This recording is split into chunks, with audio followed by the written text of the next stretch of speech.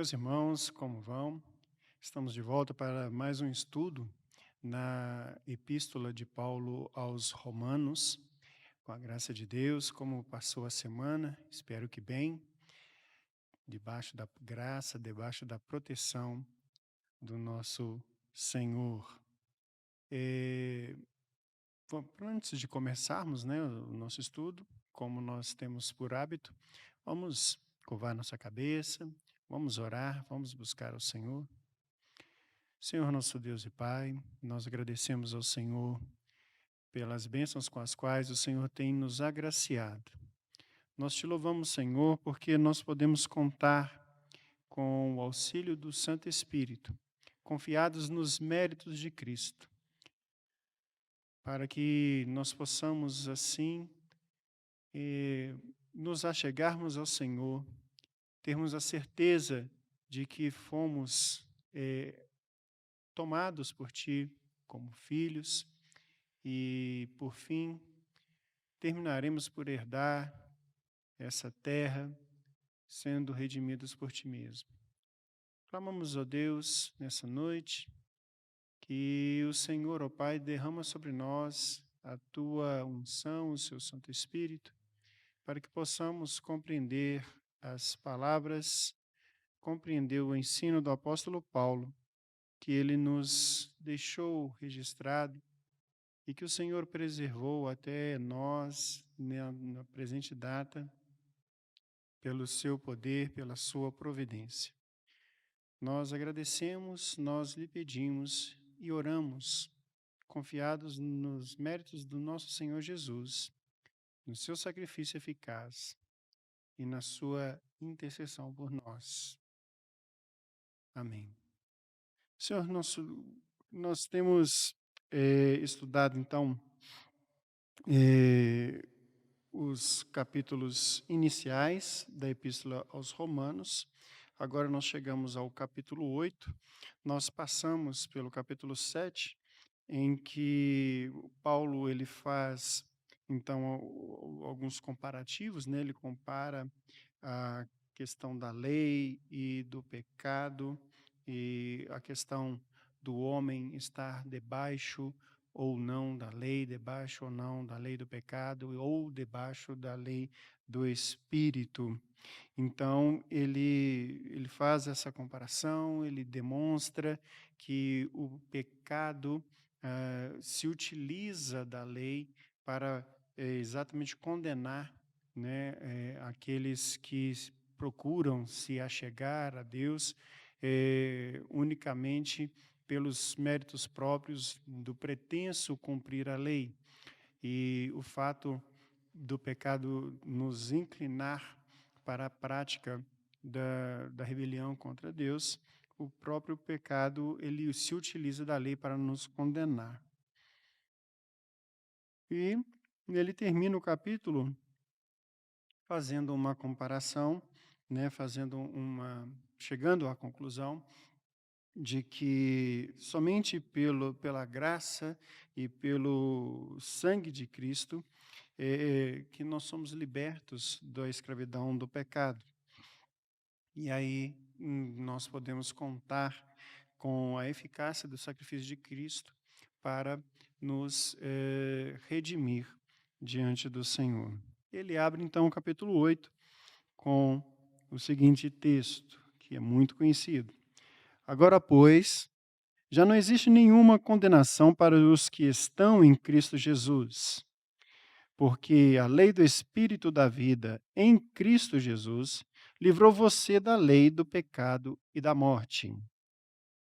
Porque aquilo que a lei não podia fazer por causa da fraqueza da carne, isso Deus fez, enviando seu próprio Filho em semelhança de carne pecaminosa, no que diz respeito ao pecado. E assim Deus condenou o pecado e a carne. Então ele inicia o capítulo 8, dando um arremate, chegando a uma conclusão de tudo aquilo que ele postulou no capítulo 7, demonstrando que não há condenação, já não há condenação para aquele que está em Cristo Jesus, que tem em si a lei de Deus, a lei do Espírito está sobre a lei do Espírito, né, que está, sobre a direção do Espírito através de Cristo. E aí ele coloca, porque a lei do Espírito da vida em Cristo Jesus livrou-nos da lei do pecado. Então, eh, uma vez recebidos na aliança, né, através da fé, nós já não temos condenação, porque já não há condenação para aqueles que recebem a salvação, recebem a Cristo Jesus, recebem a justificação através do sangue de Cristo. E isso é manifesto pela presença do Espírito na mente daqueles, né, que assim procedem.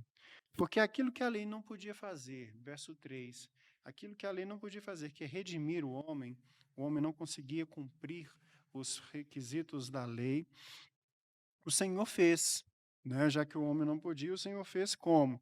Enviando Cristo. E aí ele já coloca aqui um texto bastante interessante, que é exatamente, e ele já começa a tratar da humanidade de Cristo. Ele fala assim: olha, que enviou seu próprio filho em semelhança de carne pecaminosa no que diz, no que diz respeito ao pecado. Ou seja, Jesus Cristo 100% homem. Ele esteve aqui em semelhança de nós homens, em carne, apesar de não ter pecado, mas que no tocante à sua constituição, ele é 100% homem, ele se fez carne. E assim Deus, né, através da sua morte, da morte de Jesus, condenou o pecado na carne. Porque exatamente o Deus se fez carne através de Cristo, né, o Filho de Deus se fez carne, morreu por nós e assim providenciou o sacrifício eficaz. Ele segue no verso 4, a fim de que a exigência da lei se cumprisse em nós, que não vivemos segundo a carne, mas segundo o Espírito. Qual a exigência da lei? A exigência da lei mosaica. Sem derramamento de sangue não há remissão de pecados. Então, o Senhor, ele não veio, como o próprio Jesus disse, ele não veio para revogar a lei. Antes, pelo contrário, ele veio cumprir a lei. Então, era necessário que ele morresse, para que assim ele vertesse o seu sangue, né? Sangue perfeito, na semelhança de carne pecaminosa, mas sangue perfeito, puro, sem pecado, para assim expiar o pecado de muitos, o meu e o seu pecado. E é por isso que Paulo, mais para frente, ele vai falar que nós não podemos, não há condenação, né? Ele fala aqui na abertura do capítulo, ele vai falar mais no final também, né? Que não há condenação para quem está em Cristo, né? Por quê? Porque esse sacrifício de Jesus, né? Cumpre a legalidade, de maneira legal, né? Do aspecto legal do cumprimento da lei de Deus. Deus não haveria de revogar a sua lei, de voltar atrás na sua lei, antes pelo contrário, ele faz cumprir a sua lei cabalmente na morte de Cristo. Verso 5: os que vivem segundo a carne se inclinam para as coisas da carne, mas os que vivem segundo o Espírito se inclinam para as coisas do Espírito. Então, ele coloca aqui um- uma maneira de identificar onde está o seu coração, né? Aqueles que se inclinam para a carne, né? Que têm a inclinação, né, da carne na sua vida, eles se inclinam para as coisas da carne. Então, as coisas da carne é que vão gerar nessa vida, vão ter nessa vida apelo, essas pessoas vão buscar prazeres, né? Então se inclinam para as coisas da carne. Mas aqueles que têm a mente de Cristo, aqueles que têm o Espírito, né, que vivem segundo o Espírito, eles se inclinam para as coisas do Espírito. Né? Eu acredito que eu mencionei na semana passada, né? Quem tem o Espírito de Deus, ele tem prazer nas coisas santas. Né? Ele está inclinado às coisas santas, à prática da verdade, à prática da justiça. Né? É isso que esse versículo vem trazer, que Paulo coloca aqui. Ele vai e coloca ainda, ele complementa: "Pois a inclinação da carne é morte". Que ele tá reafirmando aquele conceito que nós vimos no capítulo passado, né, que o salário o salário do pecado é a morte. Então, à medida que a pessoa vai se inclinando para o pecado, ela vai chafurdando nesse pecado e a justa paga pelo pecado é a morte. Mas a do espírito, né, a que? A inclinação, mas a do espírito é vida e paz. Porque a inclinação da carne é inimizade contra Deus, como nós já dissemos, né? É a rebelião contra Deus. Pois não está sujeita à lei de Deus e nem mesmo pode estar. A inclinação da carne é inimizade contra Deus de uma maneira muito simples, né?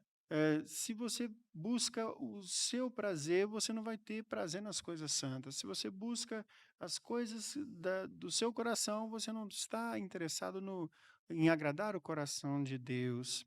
E então não está sujeito à lei de Deus, e nem pode estar.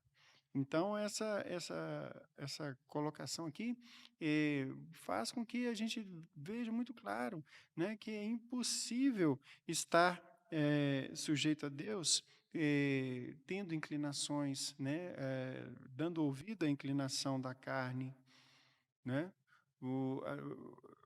Às vezes, alguém erroneamente pode imaginar que pode viver na prática de algum pecado e ainda assim estar agradando a Deus, né? Isso não existe, é incompatível, né? Não existe a menor possibilidade. Viver em adultério e estar na igreja, na presença de Deus, isso não é incongruente, né? É isso que Paulo está dizendo aqui. Portanto, os que são da carne não podem agradar a Deus. É impossível agradar a Deus. Nós vemos nesses tempos, né, de discurso inclusivista, nesse relativismo moderno, as pessoas dizendo que são devotas, que são piedosas, mas que vivem na prática do pecado, né? E pensam que, né, podem agradar a Deus fazendo boas ações, fazendo caridades. Isso não é possível. Não, quem está na carne não pode agradar a Deus. É simples assim, né? Paulo afirma isso e é verdade. Se você está em rebelião contra Deus, né, não tem como você agradá-lo, né? Você primeiro tem que se reconciliar com ele para depois agradá-lo, né? Essa que é a colocação de Paulo aqui. Verso 9: Vocês, porém, não estão na carne, mas no Espírito. Se de fato o Espírito de Deus habita em vocês. E se alguém não tem o Espírito de Cristo, esse tal não é dele. Então, Paulo passa a falar diretamente aos romanos. Olha, se vocês não estão ele afirma, vocês não estão na carne, mas no Espírito.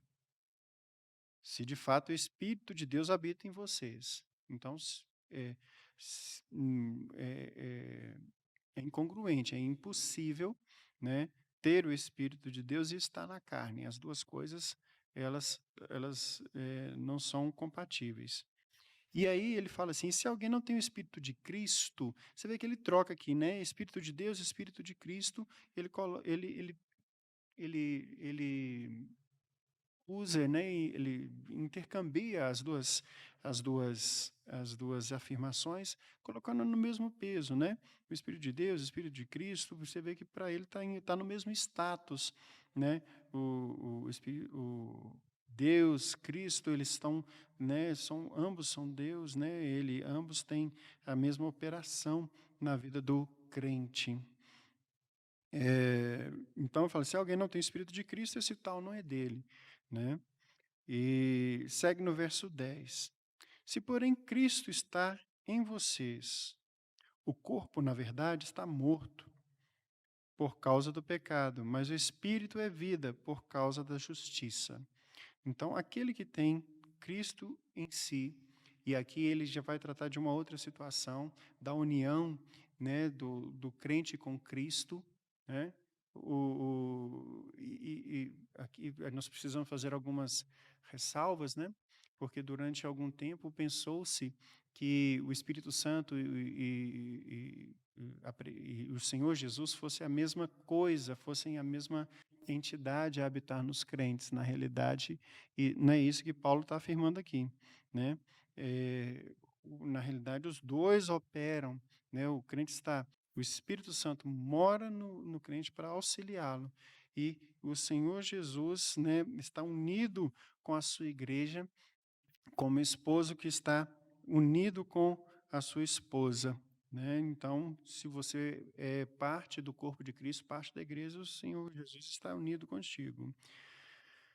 Então ele coloca: se Cristo está em você, o seu corpo, na verdade, está morto. Morto por quê? Morto para o pecado, né? Por causa do pecado. Mas o Espírito, né? E aqui você vai ver que na sua Bíblia vai estar o Espírito com letra maiúscula, né? E o Espírito Santo.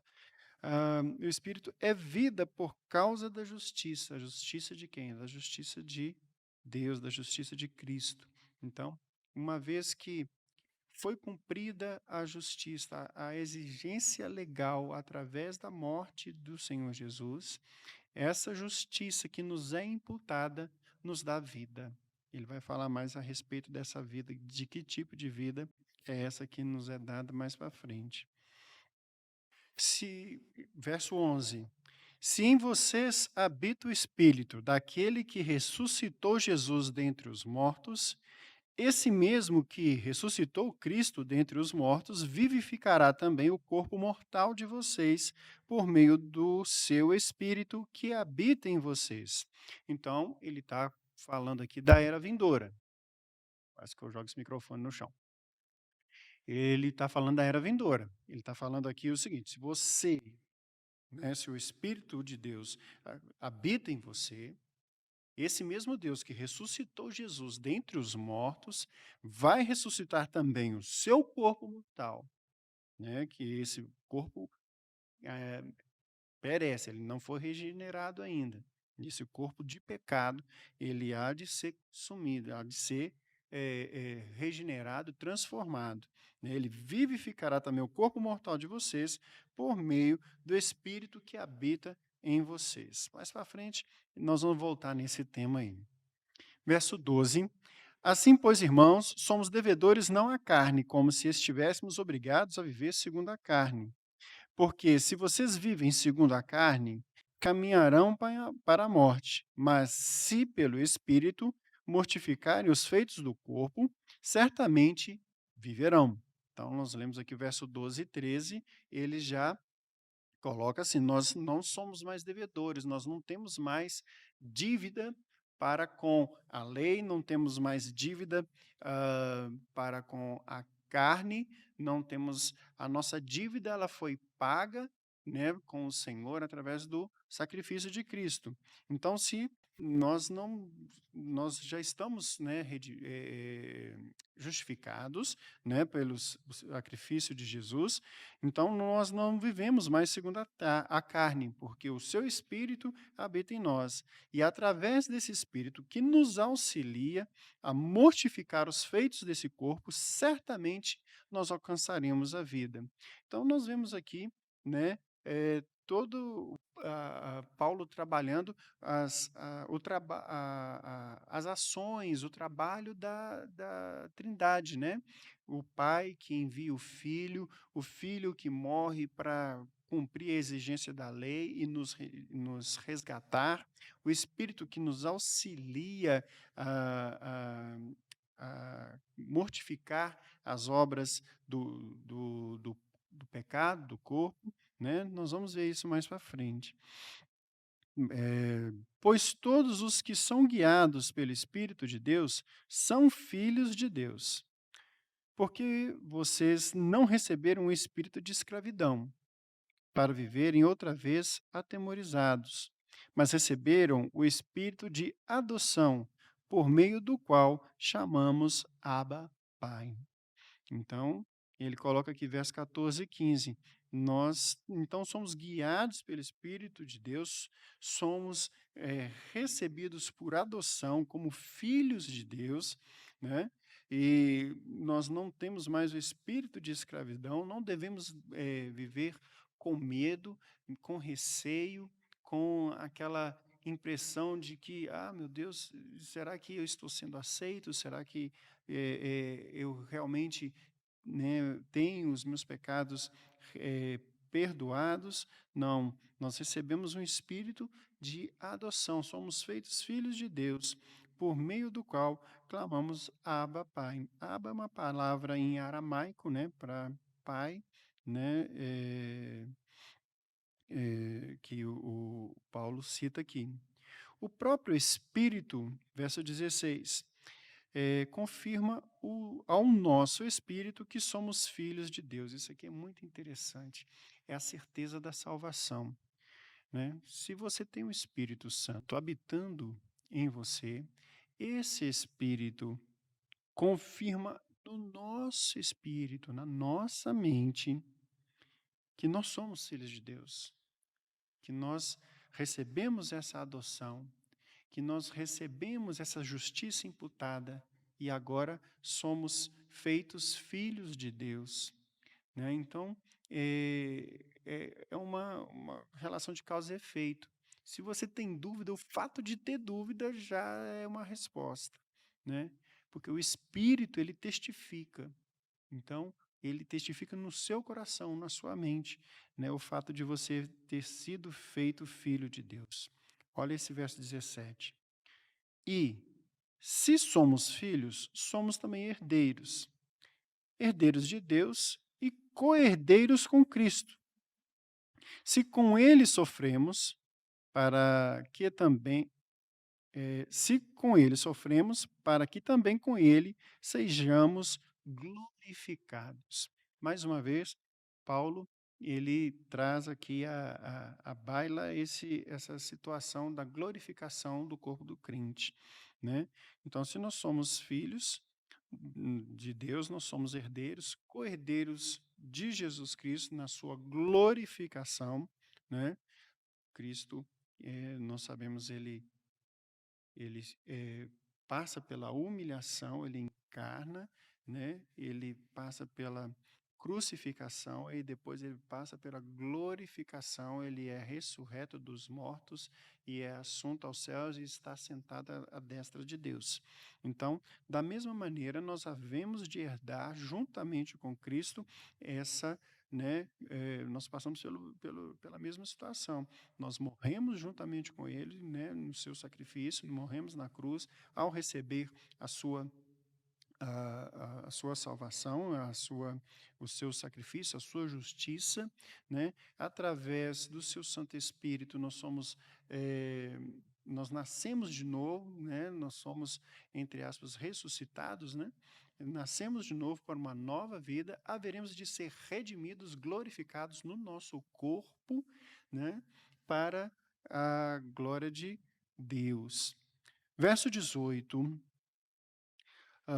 Porque para mim tenho por certo que os sofrimentos do tempo presente não podem ser comparados com a glória a ser revelada em nós. Paulo aqui mais uma vez está falando da era vindoura. E ele tem por certo, ele acredita firmemente que os sofrimentos do tempo presente não podem ser comparados com a glória a ser revelada em nós no futuro. Que glória é essa? A ressurreição do corpo e a nossa glorificação juntamente com Cristo. A ardente expectativa, verso 19, da criação aguarda a revelação dos filhos de Deus. A criação aqui, ela é citada, né, porque ela sofre também os efeitos do pecado, né? Nós vemos lá quando o Senhor sentencia Adão, ele fala que a terra, maldita é a terra por sua causa, né? Ela vai produzir cardos e abrolhos. Então, essa nossa natureza, por mais bela que você possa contemplar, né, aqueles landscapes, né, do Google e outros pontos que você possa achar bonita essa terra, ela, ela ainda vai ser mais bela, ainda vai ser mais exuberante, né, na glória vindoura, quando ela for restaurada, porque ainda nessa condição ela está maculada pelo pecado, né, do homem. E essa terra, essa criação, ela guarda, né, a revelação dos filhos de Deus. Por que ele está falando isso? Porque no dia final, quando os filhos de Deus forem revelados, né, aqueles que o Senhor escolheu, eles forem redimidos, nós formos redimidos do nosso corpo carnal. Então, é essa a revelação que ele está falando. E aí a terra vai saber que nesse momento ela também vai ser transformada. Olha só, verso 20. Pois a criação está sujeita à vaidade, não por sua própria vontade, mas por causa daquele que a sujeitou, aquilo que nós falamos. Ela está sujeita à vaidade, à vaidade do pecado, não por sua própria vontade, não foi a criação que pecou, mas por causa daquele que a sujeitou. Quem? Adão. É isso que Paulo está se referindo aqui. Verso 21, na esperança de que a própria criação será libertada do cativeiro da corrupção para a liberdade da glória dos filhos de Deus. Né? Então, nesse momento, juntamente conosco, a terra, né, toda a criação vai ser redimida no dia final. Porque sabemos que toda a criação, a um só tempo, geme e suporta angústias até agora. E não somente ela, mas também nós, que temos as primícias do Espírito, igualmente gememos no nosso íntimo, aguardando a adoção de filhos, a redenção do nosso corpo. Então, Paulo ele fala assim: a criação ela geme, ela aguarda ansiosamente pela sua redenção, pela sua remissão. E nós também, que temos o Espírito, né, nós temos as primícias do Espírito, nós já usufruímos das benesses, das bênçãos, né, da justificação e do cuidado de Deus e da presença do Espírito conosco, né, mas ainda aguardamos a redenção do nosso corpo, a confirmação, a coroação de todo esse processo na redenção do nosso corpo no dia final. Um texto bastante interessante que você pode consultar a esse respeito, fala a respeito disso, é 1 Tessalonicenses, capítulo 4, os versos de 13 a 18, Paulo vai falar exatamente, ele fala inclusive até da ordem dessa restauração, é bastante interessante esse texto. Seguindo, verso 24, porque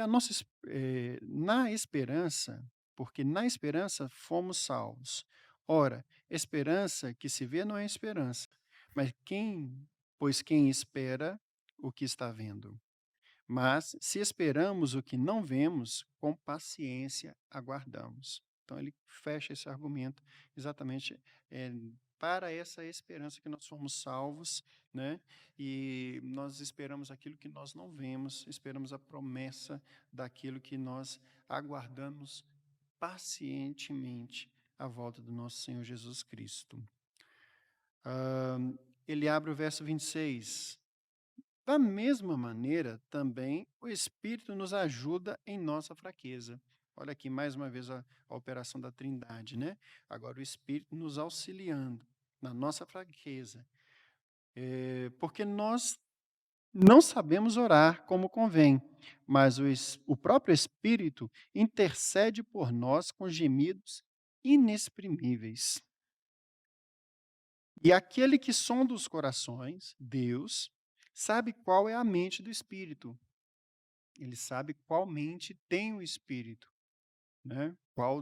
Ele conhece os seus, porque intercede pelos santos de acordo com a vontade de Deus. Isso aqui é muito interessante. O Espírito Santo sabe orar, nós não, é o que Paulo está falando aqui, né? Nós não sabemos orar como convém, mas o Espírito intercede por nós com gemidos inexprimíveis.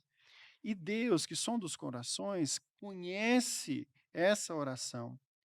Ele reconhece essa oração e atende essa oração, porque é a oração perfeita. O Espírito sabe, né, a oração que convém, né? Então ele intercede de acordo com a vontade de Deus. Então o que que Paulo está dizendo? Que essa intercessão do Espírito por nós, com gemidos inexprimíveis, o Senhor atende porque ela é feita de acordo com a sua vontade.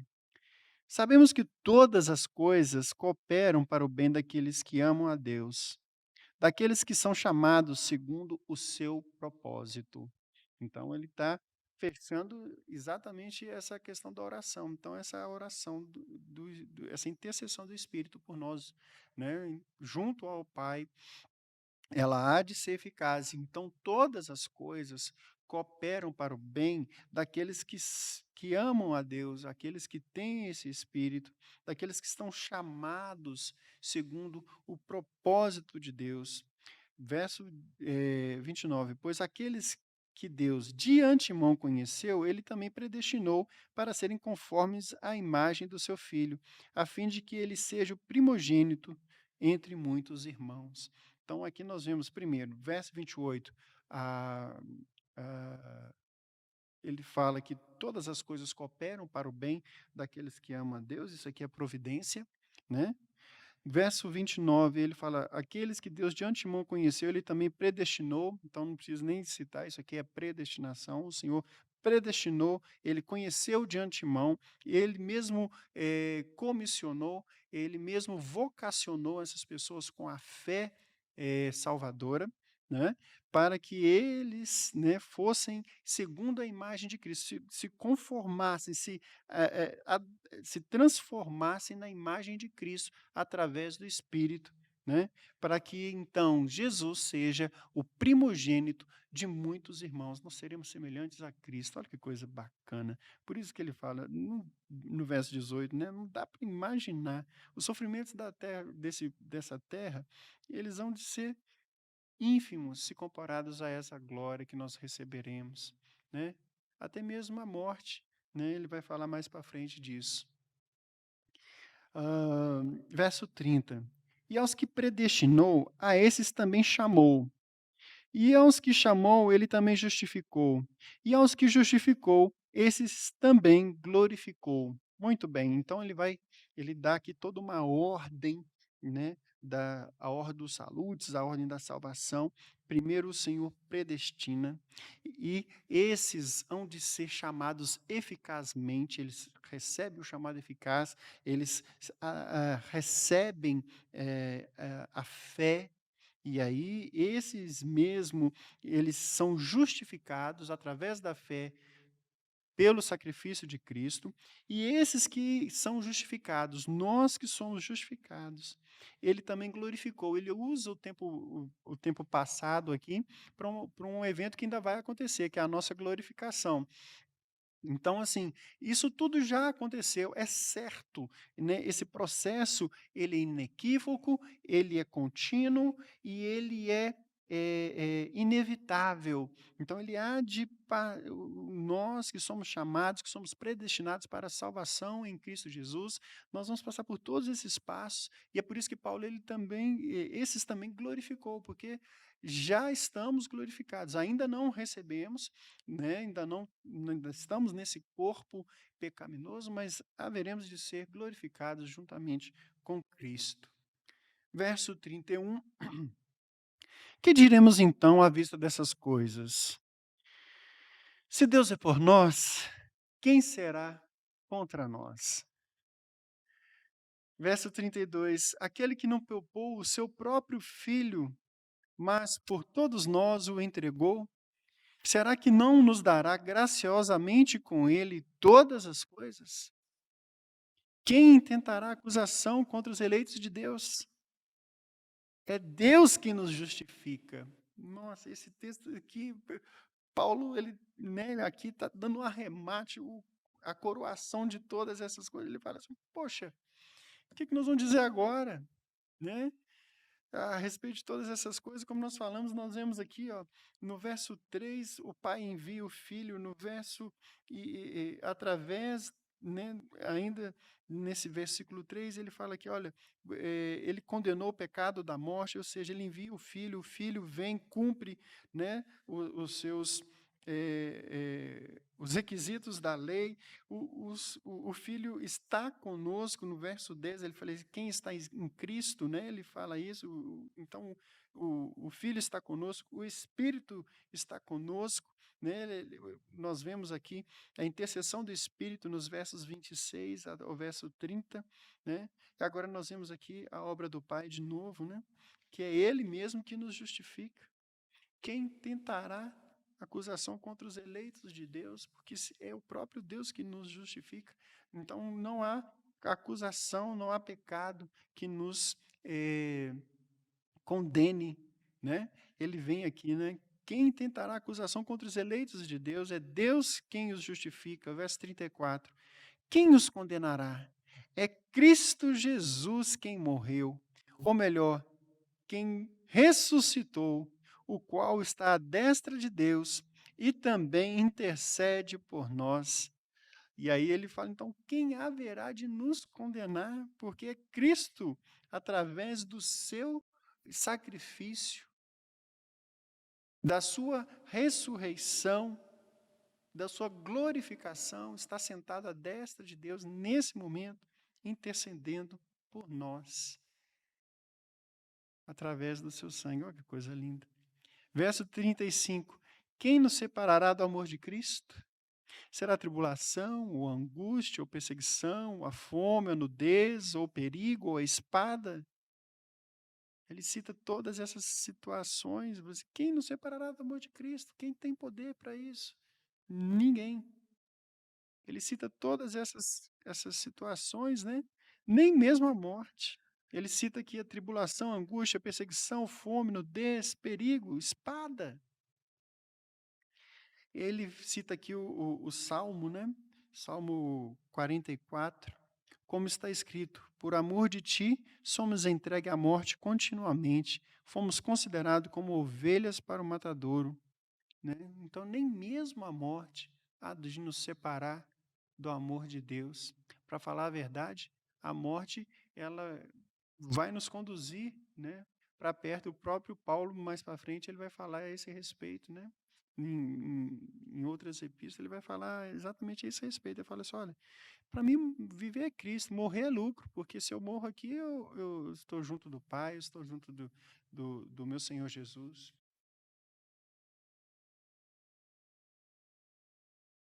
Verso 37. Em todas as coisas, porém, somos mais que vencedores, por meio daquele que nos amou.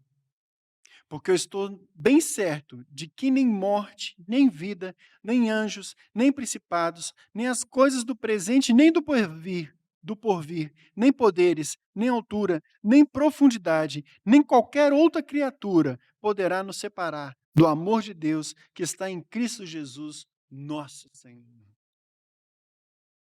Final apoteótico desse capítulo, Paulo ele fala, ele diz, assim, olha, eu estou bem certo, eu tenho completa certeza, e essa certeza é a certeza que está dentro de cada um de nós, dentro daquele que tem o Espírito, dentro daquele que foi chamado, que foi predestinado, que foi chamado, que foi justificado, que há de ser glorificado, né? Aquele que tem o Espírito Santo, ele tem essa certeza que nada há de nos separar do amor de Deus que está em Cristo, manifesto em Cristo Jesus. Porque Ele mesmo nos justificou, Ele nos escolheu, nos deu a fé para que nós pudéssemos crer no sacrifício que Ele mesmo providenciou de Cristo. Que amor! Que amor é esse? Que sem mérito, sem nada que nós possamos dar em troca, nos redimiu. E é exatamente por isso que nós podemos ter certeza que Ele não vai nos rejeitar, porque Ele mesmo nos escolheu, nos atraiu para si, Não tem como você ser separado desse amor de Deus. Não tem como você ser separado do amor de Cristo. Oh, glória! Vamos orar? Bondoso Deus, nosso Pai de amor, nós agradecemos a Ti pela Sua palavra revelada aqui, através dos escritos do apóstolo Paulo. Nós somos gratos, imensamente gratos, porque o Senhor derramou sobre nós a Sua graça, o Senhor nos escolheu, o Senhor nos redimiu. E isso, Deus, não vem de nós, vem do Senhor. E nós podemos ter certeza que não há condenação para nós que estamos em Cristo, porque se nós estamos em Cristo, não há nada que pode nos separar desse amor, porque o Senhor é quem nos redime. Nós somos gratos, então, por esse amor, por essa remissão, por essa justificação que recebemos da sua parte, eficaz para todo sempre. Espírito, nós agradecemos pela presença do Santo Espírito conosco, o Espírito que nos capacita, que nos auxilia, que intercede por nós com gemidos inexprimíveis. Intercessão eficaz, intercessão essa que faz com que nós sejamos cada vez mais unidos, aderidos ao Senhor, a Cristo, nessa união perfeita, planejada pelo Pai. Auxilia-nos, guarda-nos no decorrer dessa semana. É a nossa oração que te fazemos em nome de Jesus. Amém. Que Deus nos abençoe e até a semana que vem.